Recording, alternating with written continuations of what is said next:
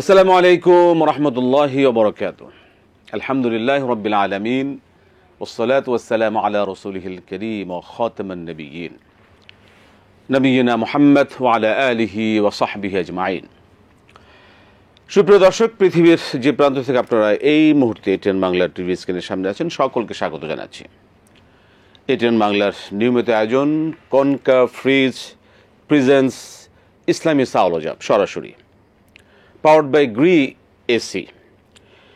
এই সরাসরি আয়োজনে সকলকে স্বাগত জানাচ্ছি। আপনাদের জীবন ঘনিষ্ঠ যে কোনো ধরনের প্রশ্নের জবাব ইসলামিক শরীয়তের আলোকে জানতে কোরআনুল এবং সহিহ সুন্নাহর ভিত্তিতে আপনি সরাসরি আমাদের টিভি স্ক্রিনে যে নাম্বারগুলো যাচ্ছে স্ক্রলে, সেখান থেকে আপনি নাম্বার নিয়ে ফোন করে আপনি আপনার প্রশ্নের জবাব জানতে পারবেন। আমি আছি আপনাদের সাথে কেম ফিরোজ। আমাদের সাথে আজ স্টুডিওতে উপস্থিত আছেন আমাদের সকলের শ্রদ্ধেয় শাইখ প্রফেসর আনম রশিদ আহমদ মাদানী হাফিজাহুল্লাহ। আসসালামু আলাইকুম রহমতুল্লাহি ওয়া বারাকাতুহু। ওয়ালাইকুম আসসালাম ওয়া রাহমাতুল্লাহি ওয়া বারাকাতুহু। শেখ বারাকাল্লাহু ফিকুম, হায়াকাল্লাহু ওয়া ইয়াকুম, আহসানতুম, মাশাআল্লাহ। আপনাকে স্বাগত। আমরা আসবো ইনশাআল্লাহ আপনার কাছে দর্শকদের সরাসরি বিষয়গুলো জানার জন্য। প্রিয় দর্শক, একটা বিষয় অবশ্যই আপনি আমাদেরকে মনে করে সহযোগিতা করবেন। যারা আমাদের সাথে এই আয়োজন অনুষ্ঠানে আপনি প্রশ্ন করার সুযোগ পাচ্ছেন, লাইন পাচ্ছেন, যখন আপনি আমাদের সাথে কথা বলবেন, আপনি যে টেলিভিশন দেখছেন, টেলিভিশনের ভলিউমটা কমিয়ে আমাদের সাথে কথা বলুন। আমরা যাচ্ছি আজকের সরাসরি। যারা এর মধ্যে আমাদেরকে নক করছেন, শাইখ ইনশাআল্লাহ আমরা প্রশ্ন নিতে পারি। বিসমিল্লাহ। জি, কে আছেন দর্শক, বলুন কি প্রশ্ন। আসসালামু আলাইকুম। ওয়ালাইকুম আসসালাম। জি, বলুন কি প্রশ্ন। বলবেন। আমি বলছিলাম, এই ঠান্ডার সময় অনেক গরম কাপড় গরিব মানুষের জন্য বরাদ্দ দেওয়া হয়, কিন্তু অনেকে সেই গরম কাপড় আত্মসাৎ করে গরিব মানুষকে বিতরণ করে না। আমার প্রশ্ন, পরকালে তাদের শাস্তি কেমন হবে? এটাই প্রশ্ন। ঠিক আছে, অনেক ধন্যবাদ। শাস্তি কি হতে পারে? ধন্যবাদ মনির সাহেব। আমরা আরো কি প্রশ্ন নিতে পারি কিনা, আর কে আছেন? আমরা এই জবাবটা শুনি ইনশাআল্লাহ পরবর্তী। জি, একটা প্রশ্ন নিয়ে নিই। জি দর্শক, বলুন। দুঃখিত মোহতারাম, আমরা শুরু করতে পারি ইনশাআল্লাহ। ইয়া রাব্বি লাকাল হামদু কামা ইয়ানবাগি লিজালালি ওয়াজহিকা ওয়া আযীমি সুলতানিক ওয়া সাল্লি ওয়া সাল্লিম আলা আবদিকা ওয়া রাসূলিকা ওয়া আলিহি ওয়া সাহবিহি ওয়া মান তাবি'আহুম বিহিসানিন ইলা ইয়াউমিদ্দিন। প্রশ্নটি গুরুত্বপূর্ণ যে শীত উপলক্ষে, শীত নিবারণের লক্ষ্যে গরম কাপড় সংগ্রহ করা হয়, টাকা সংগ্রহ করা হয় গরম কাপড় কিনে শীতার্ত মানুষের মাঝে বিতরণের জন্য। সেখানে আত্মসাৎ হয়। হ্যাঁ, হয়। আল্লাহর ভয় না থাকলে, আখিরাতের জবাবদিহিতার অনুভূতি না থাকলে এমনই হওয়ার কথা। পরিণত ভয়াবহ হবে। এখানে তার শাস্তি হবে দ্বিগুণ। এক তো হচ্ছে সে অর্থ আত্মসাৎ করেছে, বা শীত বস্ত্র আত্মসাতের অপরাধী। আরেকটা হচ্ছে ওই যে শীতার্থ মানুষটা কষ্ট পাচ্ছে, তার কারণে তার হক নষ্ট করেছে, তো ভয়াবহ শাস্তি হবে। আচ্ছা, তবে আমরা কি করতে পারি? আমরা কি আত্মসাৎ করছে, করুক, দায় দায়িত্ব তার। আমরা তো নিজ জায়গায় থেকে, যেমন মমিনুল হক সাহেবের জায়গা থেকে, আমি আবার জায়গা থেকে, আমাদের সম্মানিত কারি ফিরোজ, আমরা আমাদের দায়িত্ব পালন করি। এখানে তো আত্মসাতের কোনো ভয় নেই। আমি আমার সামর্থ্য অনুযায়ী 10টা 20টা কম্বল কিনে বিতরণ করি। তো এটা হচ্ছে ওদের একটা প্রতিবাদ হলো যে তোমরা আত্মসাৎ করছো মানুষের দেশন। আমরা আত্মসাৎ তো না, আমরা নিজেদের অর্থ দিয়ে আমরা এই কাজটি করছি। আর ওই আত্মসাতের আশঙ্কা যেহেতু আছে, আমরা তাদেরকে দেব না। তা আমরা অন্যেরা কি করে, এটা যেমন আমরা বলছি তাদের ভয়াবহ পরিণতি সম্পর্কে, আমরা আমাদের অবস্থান থেকেও কিছু কাজ করা দরকার। আল্লাহ পাক আমাদের তৌফিক দান করুন, হেদায়েত দান করুন। মোহতারাম, আমরা যাচ্ছি পরবর্তী প্রশ্নে। দর্শক, বলুন। আসসালামু আলাইকুম। ওয়ালাইকুম আসসালাম মুহতারাম। জি, আপনারা ভালো আছেন? আলহামদুলিল্লাহ। আচ্ছা, আমার দুটো প্রশ্ন আছে। একটা প্রথম প্রশ্ন একটু বড়, একটু ভালোভাবে উত্তর চাচ্ছি। যে সেটা হলো যে আমরা জানি যে রাসূল সাল্লাল্লাহু আলাইহি ওয়াসাল্লাম বিদায় ভাষণের সময় বলে গেছে যে আমি চলে যাওয়ার পর অনেক ইসলামের মতভেদ হবে, তখন তোমরা কোরআন সুন্নাহ মানে আঁকড়ে ধরার কথা বলেছে, তাতে তোমার পথভ্রষ্ট হবে না। তো আমরা জানি মেয়েদের সব থেকে সৌন্দর্য জায়গা হচ্ছে মুখ। ওই মুখের দিকেই দেখেই কিন্তু পুরুষরা আকৃষ্ট হয়। তো আমার প্রশ্নটা হলো যে কোরআন হাদিসে কি বলা আছে, মুখমণ্ডল কি খোলা রাখবে পর্দার ক্ষেত্রে? আসলে আমি এই বিষয়টা কোরআন সুন্নাহ থেকে আসলে জানতে চাচ্ছি দলিল সহ। আর দ্বিতীয় প্রশ্ন হলো যে ইসলামে বিয়ের ক্ষেত্রে ওই যে মানে আপনারা যে বিয়ে যখনকার বিয়ে করতে যায় তখনকার মেয়ের গোড়ায় কি কাজ যাওয়ার কোনো হুকুম আছে? মেয়ে কি কবুল বলবে নাকি সবকিছু পুরুষের কাছে হবে, মেয়ের বাবা অনুমতি নিয়ে আসবে? আসলে ইসলামে কোনটা সঠিক আমি জানতে চাচ্ছি। বিয়ের পদ্ধতিটা কিরকম হবে তাই তো? না মানে মেয়ে কি কবুল বলবে? মেয়ের কবুল বলা না জায়েজ বলছে। মেয়ের থেকে মেয়ের বাবা অনুমতি নিয়ে আসবে, এরপর ছেলের কাছে বলবে আমার মেয়ে আমার এত টাকা দিয়ে মানে তোমার সাথে বিয়ে বন্ধনে আবদ্ধ হয়ে রাজি, তুমি রাজি থাকলে কবুল বলো। আসলে এরকম হবে নাকি? অনেকে 4 জন সাক্ষী রাখে আবার, তো ইসলামের সঠিক পদ্ধতিটা কি আর কি আমি জানতে চাচ্ছি। ঠিক আছে, অনেক ধন্যবাদ, আমরা শুনবো এই বিষয়ে। জি জি, আর কে আছেন লাইনে? দেখতে এই লাইনটা আমরা পাচ্ছি না, এই 2 নম্বর লাইনটা একটু মেহরবানি করে দেখতে হবে। জি মোহতারাম, আমরা জবাব শুনবো। জি, জবাব শোনার আগে আমাদের দর্শক ভাই বন্ধু অনুরোধ করবো প্রশ্ন সংক্ষেপ করেন, কারণ অনেকে অপেক্ষা থাকে। Right right. তো আপনার টিভি সেট যেভাবে আপনার সাউন্ড লেস করার জন্য কথা বলা হয় তাকে এটাও আপনারা আমলে নেবেন। খুব এই যে ভাই প্রশ্ন করেছেন, ছোট্ট 2টা প্রশ্ন করতে পারতেন যে মেয়েদের মুখ খোলার বিধান কি, তারপরে মেয়েদের বিবাহের অনুমতিটা কিভাবে আনবে, বাস ছোট্ট 2 শব্দেই কথা হয়েছে। হ্যাঁ, রাসূল সাল্লাল্লাহু আলাইহি ওয়াসাল্লাম বলছেন তোমরা কোরআন সুন্নাহকে আঁকড়ে ধরবে, কোরআন সুন্নাহকে যতদিন আঁকড়ে ধরবে তোমরা বিভ্রান্ত হবে না। এটি সব বিষয়ের মূলনীতি, শুধু মেয়েদের মুখ খোলার বিষয় না। আচ্ছা, কিছু বিষয় আছে ইসলামে যে গোটা উম্মাহ একমত, রাসূল সাল্লাল্লাহু আলাইহি ওয়াসাল্লাম থেকে সাহাবায়ে কেরাম এই পর্যন্ত একমত, এতে কোনো মত পার্থক্য নেই। যেমন আমরা যে সলাত আদায় করি, সলাতে দাঁড়াতে হবে, রুকু একটা, সেজদা 2টা, এই বিষয়ে কোনো মত পার্থক্য নেই। হ্যাঁ, আমরা এই যে হাত উঠানো যেটাকে রফুল ইয়াদাইন বলে, জোরে আমিন বলা, যদি জামাতে নামাজ সলাত, এগুলো মত পার্থক্যপূর্ণ বিষয় এবং এগুলির পরিমাণ খুব কম। মেয়েদের মুখ খোলার ব্যাপারে 2টি আছে। আপনি নিজে জায়গাতে কমেন্ট করবো হবে না যে সৌন্দর্যের জায়গাতে যে মুখ, কিন্তু অনেকগুলি সহি হাদিস দ্বারা প্রমাণিত যে মেয়েরা মুখ খোলা রাখতে পারবে। মুখ খোলা রাখতে পারবে এক কথা, আর মুখ খোলা রাখতে হবে আরেক কথা। আর যারা মুখ খোলা রাখতে পারবে বলে, তারাও বলে মুখটা ঢেকে রাখাই উত্তম। দ্বিতীয় প্রশ্ন হচ্ছে যে মেয়েদের, হ্যাঁ না, এটা বিবাহের শর্তে হচ্ছে ইজাব কবুল। ইজাব কবুল হচ্ছে ছেলে মেয়ে 2 জনের একজন প্রস্তাব দিবে, আরেকজন এই প্রস্তাবটাকে মেনে নেবে। ছেলে প্রস্তাব দেবে, মেয়ে মেনে নেবে, মেয়ে প্রস্তাব দিয়ে ছেলে মেনে নেবে। হ্যাঁ, মেয়েদের ক্ষেত্রে বৈধ অভিভাবক যারা আছে, শরিয়ার পরিভাষা বলে ওলি, তার অনুমোদন লাগবে, সে কবুল বলবে না। আর আপনার এলাকায় কি ঘটে আমি জানি না, তবে আমরা তো দেখি প্র্যাকটিস হচ্ছে মেয়ের কবুল আদায় করে, মেয়ের কাছে যায়, মেয়েরা বৈধ অভিভাবক যারা, মাহারাম যারা, তারা যায় এবং তার সামনে কথাটা বলে, অমুকের ছেলে অমুক এত টাকা মাহার নির্ধারণ করে তোমাকে বিয়ে করতে চায়, তুমি সম্মত আছে কিনা। মেয়েটা কবুল বলে, ওখানে যারা শুনে তারা এসে ছেলেকে বলে, বা যিনি বিবাহ পড়াবেন তাকে বলে হ্যাঁ মেয়ে কবুল বলেছে। এটি তো আমরা জানি প্র্যাকটিস।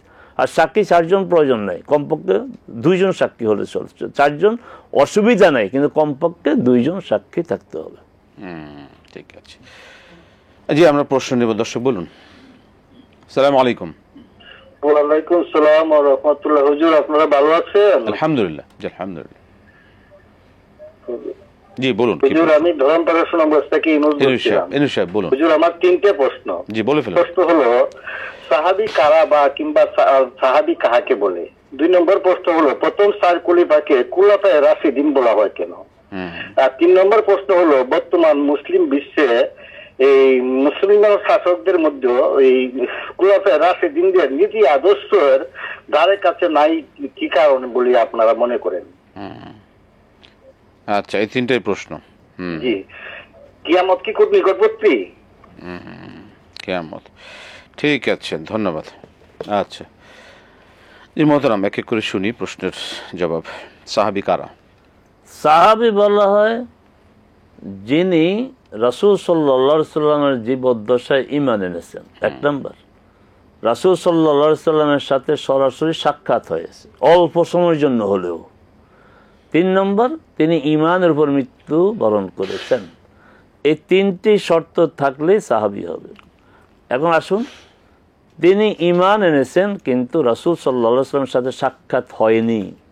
যেমন ইয়ামানের ওয়াইস কারনী রাহিমাহুল্লাহ, তিনি ঈমান এনেছেন রাসূল সাল্লাল্লাহু আলাইহি ওয়াসাল্লামের জীবদ্দশায়, কিন্তু রাসূলের সাথে তার সাক্ষাৎ হয়নি, অতএব সাহাবী না। শুধু ওয়াইস কারনী না, আরও আছে, আরও অনেক আল্লাহর বান্দা, তাদেরকে তার সাহাবী বলা যাবে না, তারা সিনিয়র তাবেঈ, জ্যেষ্ঠ তাবেঈ, তারা, তাদের সংখ্যা 15-20-এর কম না। তারা রাসূল সাল্লাল্লাহু আলাইহি ওয়াসাল্লামের সময়ই ইসলাম গ্রহণ করেছে, কিন্তু রাসূল সাল্লাল্লাহু আলাইহি ওয়াসাল্লামের সাক্ষাৎ হয়নি।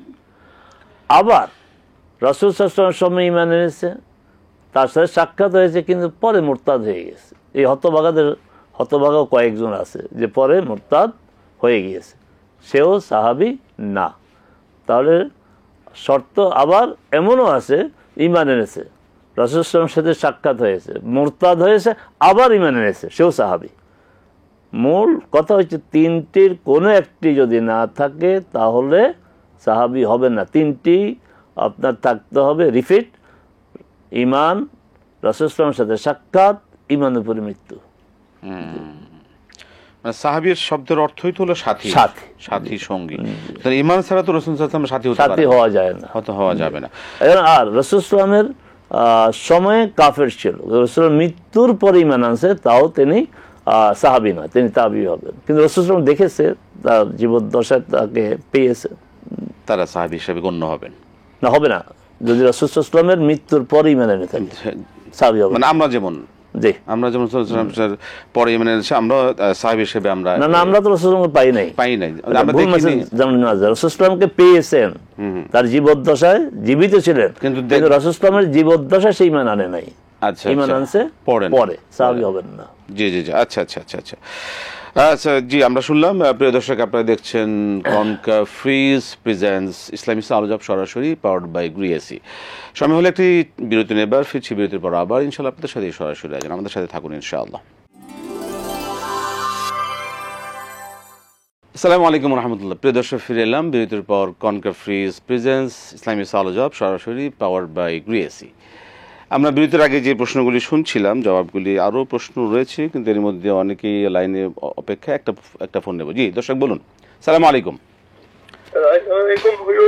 জি, আমি ফাহিম লালমনির থেকে। জি ফাহিম সাহেব, বলুন, কি প্রশ্ন আপনার? আলহামদুলিল্লাহ। ছেলে মারা গেলে বাড়িতে 40 দিন থাকা লাগবে, এটা কতটুকু সঠিক? ছেলে মারা গেলে মা 3 দিন 40 দিন, 1 মাস 10 দিন বাড়ি থেকে বের হওয়া যাবে না। 1 মাস 10 দিন বাড়ি থেকে বের হওয়া যাবে না? না, এটা লোক বলতেছে। আচ্ছা, 1 মাস 10 দিন মা ঘর থেকে বেরোতে পারবেন না। আচ্ছা, এলাকার লোকজন বলছে। ঠিক আছে, আমরা শুনবো এটা। জি, আচ্ছা, ঠিক আছে। রবিবার মারা গিয়েছে? এই রবিবার মারা গিয়েছে। ছেলে মারা গেলে মা 1 মাস 10 দিন ঘর থেকে বেরোতে পারবে, এরকম কথাই তো, তাই তো? আচ্ছা, ঠিক আছে। সেটা ইসলামের ভিত্তি কতটুকু রয়েছে আমরা শুনবো। ধন্যবাদ আপনাকে। ওয়ালাইকুম সালাম রহমতুল্লাহ। মোহতারাম, এর আগে প্রশ্ন ছিল খোলাফে রাশিদিন কারা? 4 জন খোলাফে রাশিদিন: আবু বকর রাদিয়াল্লাহু তাআলা আনহু, ওমর রাদিয়াল্লাহু তাআলা আনহু, ওসমান বিন আফফান রাদিয়াল্লাহু আনহু, আলী বিন আবি তালিব রাদিয়াল্লাহু আনহু। এই 4 জনকে খোলাফে রাশিদিন বলা হয়, কারণ এরা রাসূল সাল্লাল্লাহু আলাইহি ওয়াসাল্লামের খুব কাছের সময়ে রাষ্ট্র পরিচালনা করেছেন। রাসূল সাল্লাল্লাহু আলাইহি ওয়াসাল্লাম যে আদর্শ, যে দর্শন, যে চেতনা ইসলামী রাষ্ট্র পরিচালনা করেছেন, তারা ঠিক ওইভাবেই রাষ্ট্র পরিচালনা করছিলেন। এই জন্য তাদেরকে খোলাফায়ে রাশেদুন বলা হয়। খোলাফায়ে রাশেদা বলবেন না, এটা ভুল কথা, খেলাফতে রাশেদা। কিন্তু যখন খোলাফা বলা হবে, খোলাফা রাশেদুন বলতে হবে। আমাদের সাধারণ ভাই বোনদের কি বলবো, আমরা আলেমরাও এই খোলাফায়ে রাশেদা বলা হয়। অনেক ব্যাকরণগত দিক থেকে এটা একটা অজ্ঞতা, এটা সুস্পষ্ট ভুল। খোলাফায়ে রাশেদুন বলতে হবে। আর গোটা উম্মাহ তাদেরকে খোলাফায়ে রাশেদুন হিসেবে মেনে নিয়েছে, স্বীকৃতি দিয়েছে। আপনার রিলেটেড প্রশ্ন ছিল এখন এই সময় নাই কেন? এই কেন জবাব আমরা কি দেব? কেন হচ্ছে মুসলিম উম্মাহ মানে গোটা উম্মাই কোরআন সুন্নাহ থেকে দূরে সরে আসছে। কোরআন এখন গোটা মুসলিম উম্মার সবচেয়ে বড় সমস্যা হচ্ছে ব্যক্তিগত ইবাদতকেই মূল বিষয় মনে করে ইসলামের। ইসলাম যে শাসন করবে, ইসলাম যে ইয়াল ওয়ালা ইউলা, ইসলাম উপরে থাকবে, ইসলামের কারো অধীনে থাকবে না। কালিমাতুল্লাহ আল ওয়ালিয়া, আল্লাহর বিধান উচ্চতা থাকবে, এই দর্শনে নাই মুসলমানদের। সেখানে আপনার মুসলিম শাসকরা ওই খোলাফায়ে রাশেদুনের আদর্শ অনুযায়ী চলবে, এটা আমরা কীভাবে আশা করতে পারি? গোটা উম্মাকে কোরআন সুন্নাহর দিকে ফিরে যেতে হবে, শুধু ইমানের আকীদার বিষয়ে না, ইবাদতের বিষয় না, সালাতে হাত উঠানো নামানো, জোরে আমিন বলা, এসব বিষয় না। মূল দর্শন হচ্ছে কোরআন শাসন করবে, ইসলাম শাসন করবে, আর এর ভিত্তিতে আল্লাহর কালিমা, আল্লাহর বিধান উচ্চতা থাকবে। সূরা তাওবার আয়াত, ও কালিমাতুল্লাহি হিয়াল উলিয়া, আল্লাহর বিধানে উচ্চতায় থাকবে। সেই চেতনাই তো আমাদের নেই। জি, কিয়ামত কবে হবে? রাসূল সাল্লাল্লাহু আলাইহি ওয়াসাল্লামকে এই প্রশ্ন সাহাবায়ে কেরাম খুব কম করেছেন। আমি যতটুকু জানি হাদিসে যে জিবরিল আলাইহিস সালাম করেছেন মানুষের আকৃতি ধারণ করে, আর 2 জন সাহাবী করেছেন, আমার জানা মতে 3টি। রাসূল সাল্লাল্লাহু আলাইহি ওয়াসাল্লাম জিবরিল আলাইহিস সালামকে বলেছেন যে প্রশ্ন যাকে করা হয়েছে সে প্রশ্নকারীর চেয়ে বেশি জানে না। আর ওই 2 সাহাবীকে তিনি ইনডাইরেক্ট জবাব দিয়েছেন, বিরক্তির সাথে বলেছেন। একজনকে বলেছেন যখন আমানত আপনার সংরক্ষণের নষ্ট হবে তখন। জিজ্ঞাসা করেছে আমানত নষ্ট হবে কখন? আমানতের খেয়ানত হবে। খেয়ানত হবে। আমানত কখন নষ্ট হবে? নষ্ট হবে, এভাবে হাদিসে আছে। তখন রাসূল সাল্লাল্লাহু আলাইহি ওয়াসাল্লাম বলছেন যে অযোগ্য লোকদেরকে যখন দায়িত্ব দেওয়া হয়, তা আজকে সিনারিত তাই, যে ইজা দুইয়াতিল আমানা, যখন আমানতের বিপর্যয় ঘটে, বিনষ্ট হয়, এটা শুধু টাকা পয়সার আমানত না। তখন রাসূল সাল্লাল্লাহু আলাইহি ওয়াসাল্লাম প্রশ্ন করো যে আমানতের আবার এই বিপর্যয় আপনার কবে হবে, কখন হবে? বলছেন ইজা উসচিদাল আমরু ইলা গায়রি আহলিহি ফান্তাজিরিস সাআ, সহিহ বুখারীর হাদিস। অযোগ্য লোকের হাতে যখন দায়িত্ব দেওয়া হবে, যে কোনো দায়িত্ব, এটা ছোট প্রতিষ্ঠান হোক, বড় প্রতিষ্ঠান হোক, রাষ্ট্রীয় দায়িত্ব হোক, যদি অযোগ্য লোকদের হাতে দায়িত্ব ন্যস্ত হয় তখন কিয়ামতের অপেক্ষা করবে। আরেক সাহাবী জিজ্ঞাসা কিয়ামত কবে হবে? তো বলছে প্রস্তুতিটা কি নিয়েছো? এটা কি রাসূল কি সন্তুষ্টির প্রকাশ? না, সন্তুষ্টির প্রকাশ না। অতএব কিয়ামতের বিষয়টা চূড়ান্তভাবে আল্লাহ জানেন। রাসূল একটা বিষয় জেনেছেন, আমাদেরকে জানাইছেন যে কিয়ামত হবে জুমাবারে, কিন্তু কোন সন, কোন মাস, কোন তারিখ, এটা রাসূল জানেন নাই, বলেন নাই। ছেলে মারা গেলে 1 মাস 10 দিন ঘর থেকে বের হওয়া যাবে না। এই যে আপনার এলাকায় কোনো আলেম নাই, কোনো আলেম তো এই কথা বলতে পারে না। কারণ সমস্যা হচ্ছে আমাদের দেশে ডাক্তার বেশি আর মুফতি বেশি। ছোটোখাটো অসুখ হইলো চারপাশে সবাই ডাক্তার হয়ে যায়, আর শরিয়ার কোনো বিষয়ে চারপাশে সব মুফতি হয়ে যায়। এটা ডাহা একটা ভিত্তিহীন কথা। মা ছেলে মারা গেল, আপনার প্রথমে হচ্ছে আপনার ছেলের জন্য আমরা দোয়া করি, আপনাকে আপনার ওয়াইফ মানে তার মাকে আল্লাহ ধৈর্য ধারণের তৌফিক দিন, এবং আল্লাহ তার সকল ভুল ত্রুটি ক্ষমা করে তাকে কবরটাকে জান্নাতের বাগান বানিয়ে দেন, দোয়া আমরা করি। আপনার এই যে ছেলে মারা গেলে মা, ওই ছেলে যখন ছেলে দাফন কারো তো মা অংশগ্রহণ করে না, মারার পরেও তিনি প্রয়োজন বাইরে দিতে পারবেন, কোনো সমস্যা নেই। জি, তবে ইসলামী শরীয়তে যে 3 দিন শোক, 3 দিন শোক সেটা বিন্দু সবার জন্য। আর সবার জন্য স্বামী মারা গেলে 4 মাস 10 দিন, 4 মাস 10 দিন, সেটা ইদ্যত সহ পালন করতে হবে। জি, যে আমরা প্রশ্নের যাচ্ছি, আবার দর্শক বলুন। আসসালামু আলাইকুম। ওয়ালাইকুম আসসালাম ওয়া রাহমাতুল্লাহি ওয়া বারাকাতুহু। আমি মামুন বলছি নওগাঁ থেকে। জি মামুন সাহেব। জি, আমি কয়েকটি প্রশ্ন একটু কাইন্ডলি করতাম। তো 1 নম্বর হলো যে সালাম দেওয়া ও নেওয়ার ফজিলত কি কি জানতে চাচ্ছি। আর একটা হলো যে নামাজে তাকবীরে তাহরিমা বলার পরে সানা পড়া কি জরুরি কিনা। আর আরেকটা বিষয় সেটা হলো যে অনেকে সুবহানা আল্লাহুম্মা পড়ে, আবার অনেকে সুবহানা আল্লাহুম্মা, সঠিকটা একটু জানতে চাচ্ছি। আর আল্লাহ নাম, আল্লাহর যে সিফাতি নামগুলো আছে এগুলোর প্রথমে কি আমরা ইয়া দিয়ে পড়তে পারবো না আর দিয়ে পড়তে পারবো, যেমন আর রহমান বা ইয়া রহমান এরকম, এটা একটু জানতে চাচ্ছি। আর আল্লাহর নিকট দোয়া চাওয়ার প্রথমে প্রশংসা সূচক বাক্য গুলো আমরা কি কি বলতে পারি যেগুলো সুন্নত সুন্নতটা? ঠিক আছে, ধন্যবাদ, অনেক ধন্যবাদ, অনেক ধন্যবাদ। আজকে আসসালামু আলাইকুম। মোহতরাম, সালাম দেওয়া নেওয়ার ফজিলত। সালাম দেওয়া সুন্নাহ, দুইজনের মধ্যে যে সালাম আগে দিবে রাসূলুল্লাহ সে হচ্ছে উত্তম। আর সালামের জবাব দেওয়া হচ্ছে এটা এক মুসলিমের উপর আরেক মুসলিমের অধিকার। আল মুসলিম আপনার এই এক মুসলিমের উপর আরেক মুসলিমের 6টি অধিকার। এরপরে প্রথমটি হচ্ছে সালামের জবাব দেয়া। এই জন্য সালাম দেওয়া সওয়াবের কাজ, উত্তম কাজ, কিন্তু সালামের জবাব দেওয়াটা এটা আবশ্যক, দিতে হবে। এটা কি ওয়াজিব ওয়াজিব, আবশ্যক, যেটা সেটা ওয়াজিব। এবং সুস্পষ্ট উচ্চারণে, মুখে মুখে না। সেই ভাবে আসসালামু আলাইকুম বলবে, জবাবটা ওয়ালাইকুম আসসালাম তাকে শুনিয়ে বলতে হবে।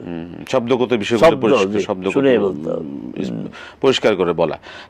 এর ফজিলত গুলো কি কি রয়েছে?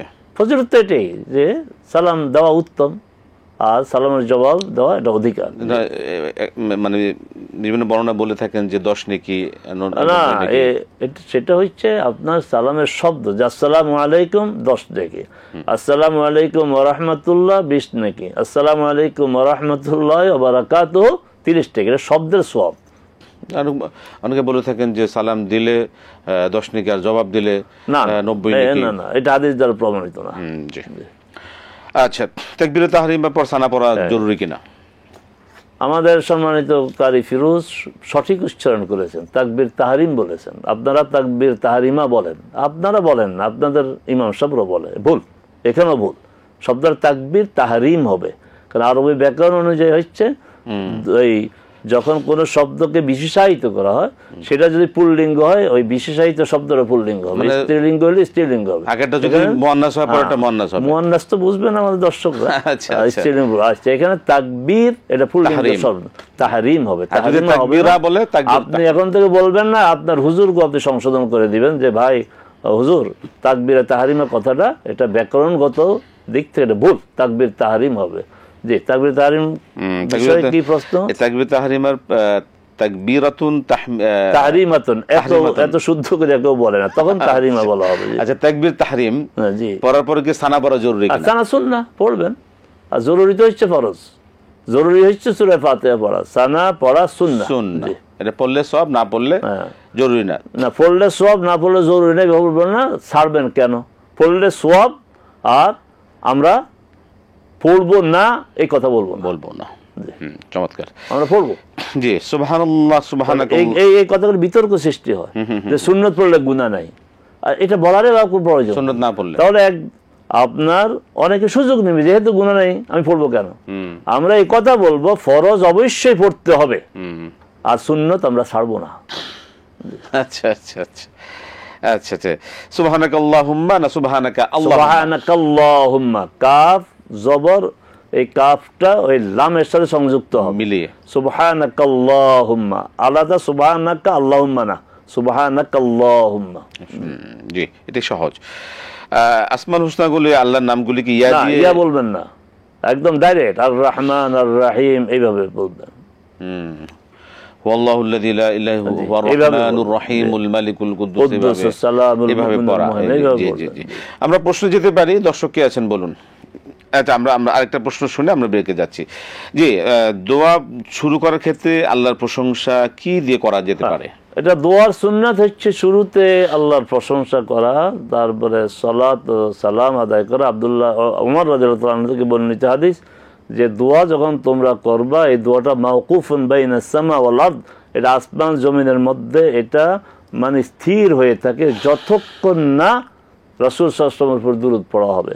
এই জন্য আপনার আল্লাহর প্রশংসা, রাসূলের আপনার উপর দুরূদ, খুব সিম্পলি বলেন আলহামদুলিল্লাহ ওয়াসসালাতু ওয়াসসালামু আলা রাসূলিল্লাহ, দুইটি হয়ে গেল। জি, এর আলাদা কোনো সুনির্দিষ্ট কোনো ভাষা নেই। আলহামদুলিল্লাহ বললে তো আল্লাহর প্রশংসা হয়ে যায়। জি, একটা প্রশ্ন নিতে পারি আমরা। জি, দর্শক বলুন। আসসালামু আলাইকুম। ওয়ালাইকুম আসসালাম। হুজুর, আমার দুইটা প্রশ্ন। বলুন।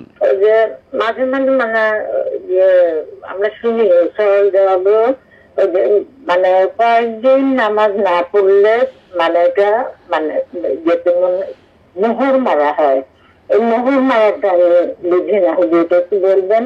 আর আরেকটা প্রশ্ন, আমি যখন নামাজ পড়ি ঘরে অনেক সময় অনেক কষ্ট পাই, যখন ঘরে ফ্যামিলি মেম্বাররা থাকে ওদের সামনে কান্নাকাটি করতে পারি না, কিন্তু যখন কেউ থাকে না তাহাজ্জুদ যখন করতে পারি না, একা একদম কিবলামুখী হয়ে আমার চোখ দিয়ে পানি করে আমার মনের কষ্ট আমি আল্লাহ কাছে বলছি সব বলি।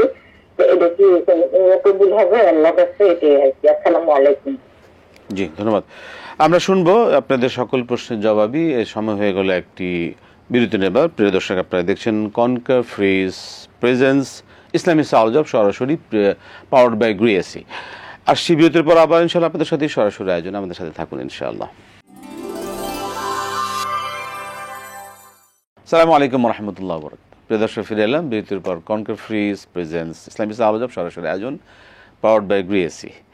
আমরা শুনছিলাম আপনাদের মূল্যবান প্রশ্নের আলোকে কোরআন সুন্নাহ থেকে এর জবাব কি হতে পারে। মোহতারাম, আমরা আবারও আসবো বিরতির পর প্রশ্নের জবাবে, যেটা হচ্ছে যে তাহাজ্জুদ না পড়লে আল্লাহ মোহর মেরে দেন, এর কথার ভিত্তি কি আছে? আল্লাহ মোহর মেরে দেন বা দিবেন না ভিন্ন কথা, আমরা জবাব দেব, কিন্তু রেফারেন্স দিলেন যে আমাদের লাইভ অনুষ্ঠানে না, আমাদের এখান থেকে কেউ এই কথা বলে না, বলার কথা না, রাইট? কারণ এটা ভিত্তিহীন কথা, অসত্য কথা। তাহাজ্জুদ পড়লে মর্যাদা আছে, কোনো সন্দেহ নাই। তাহাজ্জুদের সময় বান্দা একান্তে আল্লাহর সামনে দাঁড়ায়, তখন পুরা তার চারপাশ নীরব নিস্তব্ধ, চারপাশের লোকরা ঘুমায়, তখন সে আল্লাহর দরবারে দাঁড়ায়। এটা কত বড় মর্যাদার, সম্মানের। কিন্তু না পড়লে মোহর মারা হবে, এটা আমাদের এখান থেকে বলে না, বলার কথা না। আর আপনি তাহাজ্জুদ পড়তে পারেন না, চোখের পানি আসে, এটা আপনি আপনার মধ্যে গোপন রাখেন, এটা তো প্রকাশ করার বিষয় না। জি, বিষয় না, প্রকাশ করা ঠিক না, ঠিক না, ঠিক না। চমৎকার। আমরা শুনছিলাম, আমরা যাচ্ছি পরবর্তী প্রশ্ন। জি দর্শক, বলুন। আসসালামু আলাইকুম। ওয়ালাইকুম আসসালাম। বলুন। জি বলুন। আমি তিনটা প্রশ্ন করব। বলে ফেলুন, বলে ফেলুন। এক নম্বর প্রশ্ন হলো যে হুজুর পাক সাল্লাল্লাহু আলাইহি সাল্লাম নাকি বিতরের নামাজের পর ডান দিকে সালাম ফিরাইয়ে সুবহানাল মালিকুল কুদ্দুস তিনবার বলতেন এবং বাম দিকে সালাম ফিরাইয়ে তিনবার বলতেন সুবহান কুদ্দুসন মালাইকাতু আর রূহ। এটা কি সহিহ হাদিস নাকি বলবেন? আর একটা হলো সূরা বাকারার 145 নম্বর আয়াতের শেষের দিকে ইন্নাল্লাহা বিন-নাসি লারাউফুর রহিম, এটার অর্থ কি? এইটা একটু জানাবেন আমাকে। আর একটা প্রশ্ন হলো যে আল্লাহুম্মা সাল্লি আলা সাইয়্যিদিনা মুহাম্মাদিন নাবিল উম্মি, এটা কি দরুদ শরীফ? এটা জানাবেন। ঠিক আছে, ইনশাআল্লাহ। আসসালামু আলাইকুম আসসালাম ওয়া রাহমাতুল্লাহি ওয়া বারাকাতুহু। ধন্যবাদ। মোহতারাম, রাসূল সাল্লাল্লাহু আলাইহি ওয়াসাল্লাম বিতরের সালাতে ডান দিকে সালাম ফিরিয়ে সুবহান কুদ্দুসুন রব্বুনা ওয়া রব্বুল মালাইকাতু ওয়ার রূহ বলতেন তিনবার। এটি ভিত্তিহীন কথা, অসত্য কথা, এটা করবেন না। তবে রাসূল সাল্লাল্লাহু আলাইহি ওয়াসাল্লাম সিজদায় এটা বলতেন সুবহান কুদ্দুসুন রব্বুনা ওয়া রব্বুল মালাইকাতু ওয়ার রূহ। কোথাকার জিনিস কোথায় আমরা নিয়ে যাই, এটা আমাদের কত বড় সমস্যা, এটা ত্রুটি, এটা বড় অপরাধ। কারণ রাসূল সাল্লাল্লাহু বললেন একরকম, আমরা করতেছি আরেক রকম। সুবহান কুদ্দুসুন রব্বুনা ওয়া রব্বুল মালাইকাতু ওয়ার রূহ সিজদায় বলবেন, সিজদায় বলবেন, ওই সালাম ফিরে না, মানে ডান দিকে ফিরিয়া সুবহানাল মালিকুল শুধু সালাম কুদ্দুসুল এবং বাম দিকে সুবহান কুদ্দুসুল, এটা সুন্নাহ দ্বারা সমর্থিত নয়। সিজদা, সিজদা রাসূল সাল্লাল্লাহু আলাইহি ওয়াসাল্লাম সুন্নাহ সমর্থিত, সেটা হলো সিজদা তাসবিহ। সিজদায় তিনি সুবহান কুদ্দুসুন সুবহানাকাল্লাহুম্মা ওয়া বিহামদিকা আশহাদু আল্লা এগুলি পড়তেন তিনি। শেখ, পরবর্তী প্রশ্ন হচ্ছে সূরা বাকারার ইন্নাল্লাহা বিন-নাসি লারাউফুর রহিম, অর্থটা আপনি কোরআন মজিদ কোথাও জিজ্ঞাসা করলেন না, এতটুকু জিজ্ঞাসা করলেন যে ইন্নাল্লাহা বিন-নাস, আল্লাহ মানুষের সাথে খুব দয়াশীল এবং করুণাশীল। আল্লাহুম্মা সাল্লি আলা সাইয়্যিদিনা দুরুদের বিভিন্ন ভাষায় দুরুদ আছে, এটা একটা দুরুদ। তবে দুরুদ ইব্রাহিম যেটা আমরা সালাতে পড়ি, এটা সর্বোত্তম দুরুদ, আমরা সবসময় এটা পড়ার চেষ্টা করি। এটা হাদিস, সহিহ হাদিস দ্বারা এটা পরিপূর্ণভাবে সমর্থিত। যে আমরা আবারও প্রশ্নে যাচ্ছি। দর্শক বলুন। আসসালামু আলাইকুম। আসসালামু আলাইকুম। ওয়ালাইকুম সালাম ওয়া রাহমাতুল্লাহি ওয়া বারাকাতুহু। জি বলুন, কি প্রশ্ন আপনার? জি বলবেন, কি প্রশ্ন আপনার? জি বলতেছি, আমার হুজুর আমার 1 নম্বর প্রশ্ন। হ্যালো, জি শুনছি, বলুন।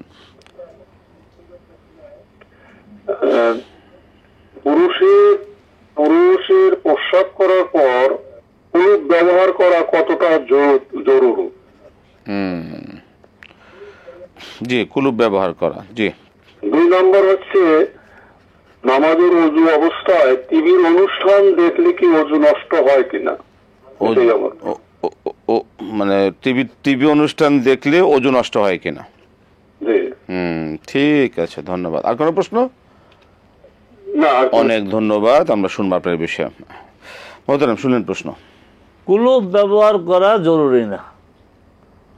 মূল বিষয় হচ্ছে আপনাকে পবিত্র পরিচ্ছন্ন হতে হবে। এটা শুধু পুরুষ না, নারীদের ক্ষেত্র। পরিষ্কার পরিচ্ছন্ন হওয়ার জন্য আপনার যা যা করণীয় তাই করতে হবে। আপনি যদি মনে করেন না শুধু পানি দিয়ে করলে আপনার পবিত্রতা অর্জন হবে, করবেন। আর যদি না শুধু পানি দিয়ে হবে না, আমার টিস্যু ব্যবহার করতে হবে, তো টিস্যু, এখন তো আর কুলুপের ব্যবহার নাই, টিস্যু ব্যবহার করতে হবে, তাহলে করবেন। আবারও বলছি, মূল বিষয় হচ্ছে আপনার পবিত্রতা অর্জন। সেক্ষেত্রে মোহতারাম একসাথে একটা সাপ্লিমেন্ট যেটা হচ্ছে যে অনেকে মনে করেন মানে টিস্যু ব্যবহার করেন, আবার পানিও ব্যবহার করেন, মানে যদি পর্যাপ্ত থাকে সমস্যা নেই, সেক্ষেত্রে না। পরবর্তী হচ্ছে যে অজু করে টিভি দেখলে কি অজু নষ্ট হবে? অজুর সাথে কোনো কিছু দেখার সম্পর্ক নাই। অজু আপনার প্রস্রাব, পায়খানা, তারপরে বায়ু, এইসব কারণে অজু ছুটে। কোনো কিছু ধরলেও অজু নষ্ট হয় না, কোনো কিছু দেখলেও অজু নষ্ট হয় না। অজু ভঙ্গের কারণের মধ্যে এগুলো না, এগুলি এটা পড়েন না, কিছু দেখা না দেখা। যে আমরা প্রশ্নে যাচ্ছি, দর্শক বলুন। আসসালামু আলাইকুম। আসসালামু আলাইকুম। ওয়ালাইকুম সালাম ওয়া রাহমাতুল্লাহ। জি বলুন। আমি মাসুদ কুমিল্লা ধর্মপুর থেকে। আমার 2টি প্রশ্ন। প্রথম প্রশ্ন হলো যে দলিল কোরআন থেকে সূরা হাজ আয়াত নম্বর 77 অধ্যায় 22, এতে কোরআন বলতেছে, হে মুমিনগণ, তোমরা রুকু করো, সালাম করো তাদের সাথে যারা তোমরা রুকু করো, সেজদা করো যারা সেজদা করে তাদের সাথে। তোমরা রুকু করো, সেজদা করো যারা সেজদা করে তাদের সাথে, হে মুমিনগণ। এর মানে কি, কোরআন কি বলতেছে? আর দ্বিতীয় প্রশ্ন, নামাজে 5 ওয়াক্ত নামাজে সবচেয়ে গুরুত্বপূর্ণ হলো সেজদা শুনেছি, আর গুরুত্ব ফজিলত সম্পর্কে বলবেন। আরেকটি প্রশ্ন হুজুর, রাসূলুল্লাহ সাল্লাল্লাহু আলাইহি ওয়াসাল্লাম বলেন মায়ের পায়ের নিচে বেহেশত। দলিল হাদিস ইবনে মাজাহ, মুসনাদ ইবনে হাম্বল। দলিল ইবনে মাজাহ, মুসনাদ ইবনে হাম্বল। এই হাদিসটা সম্পর্কে বলবেন। আসসালামু আলাইকুম। জি মোহতারাম, সময় 2 মিনিট। সূরা হাজের 77 নম্বর আয়াত। সেজদাকারীদের সাথে সেজদা করো, এরকম আয়াত আছে বলে আমার জানা নাই, আপনার জানা? রুকুকারীদের সাথে রুকু করো, ওয়াসজুদু ওয়ারকাউ ওয়াসজুদু ওয়াবুদু রাব্বাকুম। এটা রুকুকারীদের সাথে রুকু করো, জামাতে সালাত আদায় করো। হ্যাঁ, এরপরে হচ্ছে যে সেজদার গুরুত্ব। হ্যাঁ, সেজদা হচ্ছে সালাতের সবচেয়ে গুরুত্বপূর্ণ কাজ। আল্লাহ সুবহানাহু ওয়া তাআলা বলেছেন ওয়াসজুদ ওয়াক্তারিব, সেজদা দাও, আমার নিকটবর্তী হয়ে যাও। আর রাসূল সাল্লাল্লাহু আলাইহি ওয়াসাল্লাম বলছেন যে বান্দা তার রবের সবচেয়ে নিকটবর্তী হয় যখন সে সেজদা অবনত হয়। আকরাবু মা ইয়াকুনু আল-আবদু মিন রাব্বিহি ওয়া হুয়া সাজিদ। যেহেতু বান্দা রবের নিকটবর্তী হয়ে যাও, তবে সুযোগটা গ্রহণ করো। ফাকসিরু আর দোয়া, বেশি বেশি করে দোয়া করো। এই জন্য সেজদার গুরুত্ব। সেজদা মানুষের গোটা দেহটা অবনত হয়ে যায়, কপাল, তারপরে মাথা, চোখ, হাত সব মাটিতে। এবং আমরা যে সাইজের, আমাদের যে সাইজ, কিন্তু সেজদার ধরনটা একটু দেখেন তো, আমরা গোটা দেহটাকে একদম মানে একেবারে যতটা ছোট করা যায় অতটা ছোট হয়ে যায় আল্লাহর কাছে। তো এই আল্লাহর কাছে এটা তো প্রিয় হওয়ার কথা যে আমার বান্দা তার নিজস্ব ব্যক্তিত্ব, সত্তা সব বিসর্জন দিয়ে সে আমার সামনে মাথা অবনত করে। আমাদের শেষ প্রশ্ন, আমাদের শেষ প্রশ্ন, মায়ের পায়ের নিচে সন্তানের বেহেশত। মায়ের পায়ের নিচে বেহেশত সরাসরি হাদিস ঠিক না, আপনি যে রেফারেন্স দিয়েছেন সঠিক না। একজন সাহাবী এসে বলেন, ইয়া রাসূলুল্লাহ, আমি জিহাদে যেতে চাই। তখন রাসূল বলেন, তোমার কে আছে? বলছে, আমার মা আছে। মাকে দেখার আর কেউ আছে? নাই। তুমি তার ফালজিমহা ফাইন্না জান্নাতাকা তাহতা কাদামাইহা, তুমি তার সাথে থাকো, কারণ তোমার জান্নাত তার পায়ের নিচে। এই যে কমনলি বলা হয় আল জান্নাত তাহতা আকদামিল উম্মাহাত, আমি বহুত খুঁজেছি, এই হাদিসটা আমি পাই নাই। তবে মায়ের সেবা করলে এই মর্যাদা, যেহেতু ওই সাহাবীকে বলা হয়েছে মর্যাদা পাবে, তা আমরা এই মর্যাদা পাবো, কিন্তু আক্ষরিক অর্থে হাদিসটি এই ভাষায় সঠিক না। আহসান আহসান শেখ, আপনাকে অসংখ্য ধন্যবাদ। জাযাকাল্লাহ খায়রান, বারাকাল্লাহু ফিকুম, আহসানতুম। প্রিয় দর্শক, আমরা শুনছিলাম, জানছিলাম, আল্লাহ পাক আমাদেরকে তৌফিক দান করে এইভাবে আমরা জানতে থাকবো, জানার সুযোগ আল্লাহ পাক আমাদের এই অনুষ্ঠানের মধ্যে দিয়ে আমরা পাচ্ছি, যেটা অত্যন্ত বড় নেয়ামত, আমাদের জন্য অনেক বড় পাওয়া। আল্লাহ পাক এই ধারা, এই অনুষ্ঠান, এই বিষয়টা অব্যাহত রাখুক আমাদের জীবনের প্রত্যেকটা বিষয়। আমরা এই জানা যত বেশি জানবো, তত বেশি আমাদের পালন করা আমাদের জন্য খুবই গুরুত্বপূর্ণ। এইভাবে জানা মানার সুযোগটা আমাদের জন্য আল্লাহ পাক দীর্ঘস্থায়ী করুন। আজকে শেষ করতে হচ্ছে, বিদায় নিচ্ছি। আসসালামু আলাইকুম ওয়া রাহমাতুল্লাহি ওয়া বারাকাতুহু।